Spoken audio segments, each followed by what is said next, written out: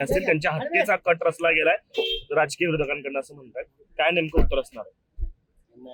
पालकमंत्र्यांविषयी त्यांनी म्हटलं असेल तो थोडं तिथं धराधरी झाली, ढकलाढकली झाली. फार मोठा काही विषय नव्हता त्याच्यावर. आणि पालकमंत्र्यांनी आपलं त्याच्यावरती आपलं काय म्हणतो सांगण्याचा प्रयत्न केला. अशी जास्त काय त्याच्यामध्ये फार महत्वाचं आहे. आणि इलेक्शन मध्ये होतं ते उत्साहाच्या भरात सगळे कार्यकर्ते असतात. नाही, पण पालकमंत्र्यांसारख्या मंत्र्यांनी गंभीर स्वरूपाचे आरोप केलेले आहेत. कारण त्यांच्या हत्येचा कट रचला गेलाय. धराधरी ही किरकोळ बाब आहे, मात्र हत्येचा कट रचला गेला असं मंत्री सांगतायत. एक राज्याचे जबाबदार काहीतरी गंभीर त्याच्यामध्ये असेल. नाही काय आणि त्यांचा रोज जो आहे तो माळशिरसच्या सत्ताधाऱ्यांकडे आहे. नाही याच्याविषयी आता पालकमंत्र्यांना जास्त माहिती असेल आणि ते माहिती देतील. पण त्यानं आता माजी आमदाराला कोण आता त्याच्या हत्येचा कट रचणे इतपत तुम्हाला वाटतं काय असं असेल? राम सातपुतेंचं असं म्हणणं आहे की हा कॉन्ट्रॅक्ट किलिंगचा प्रकार आहे आणि कार्यकर्त्यांच्या कर्वे हत्या करण्याचा प्रयत्न आहे माझा. आणि एसआयडी आणि आयबीला रिपोर्ट त्याने जागावपणा केला. तो असा पिस्तूल नसतं का बोलायला, ते त्या बाबा मानेच्या तोंडावर मारण्याचा प्रयत्न केला आणि त्यांची मतमोजणी होती आणि ते हरले अशी बातमी आली. त्यामुळे ते रागाने एकमेकाला भिडले. इलेक्शन मध्ये अनेक ठिकाणी होतं, लाठीचार्ज होतो, अनेक घटना होतात त्याच्यामध्ये. आणि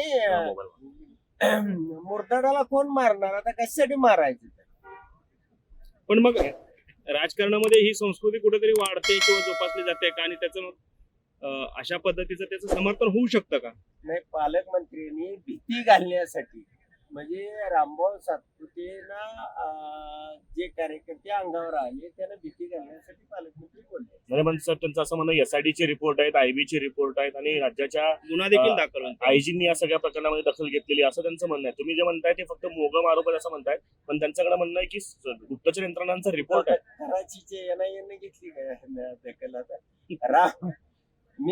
आम्ही मैदानामध्ये लढाई करणारी माणसं आहे. अशी काही चोरी छुपे आणि तो काय राजकीय विरोधक आहे. त्याच्यासाठी हे करावं, राम सातपुतेसाठी करावं, हे काय मला पटत नाही. साहेब, दुसरीकडे जे मतदान केलं होतं अर्जुनसिंह मोहिते पाटलांनी मुलाला घेऊन, त्यामध्ये अर्जुनसिंह मोहिते पाटलांवर गुन्हा दाखल झालाय. मात्र दुसरीकडे 2 अधिकाऱ्यांना देखील निलंबित करण्यात आलेलं आहे. निवडणूक आयोगाने त्याचे आदेश काढलेले आहेत. आता निवडणूक आयोग एवढं कधी म्हणजे जागरूक झालं?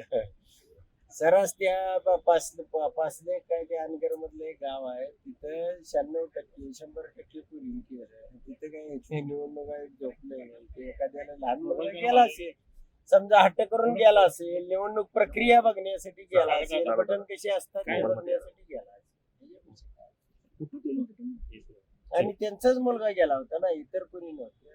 राजकीय लीडर आहे ना मोहिते पाटील, आणि त्यांच्या बरोबर गेला म्हणजे काय मोहिते पाटलाचं मत दुसऱ्याला मारतोय असं?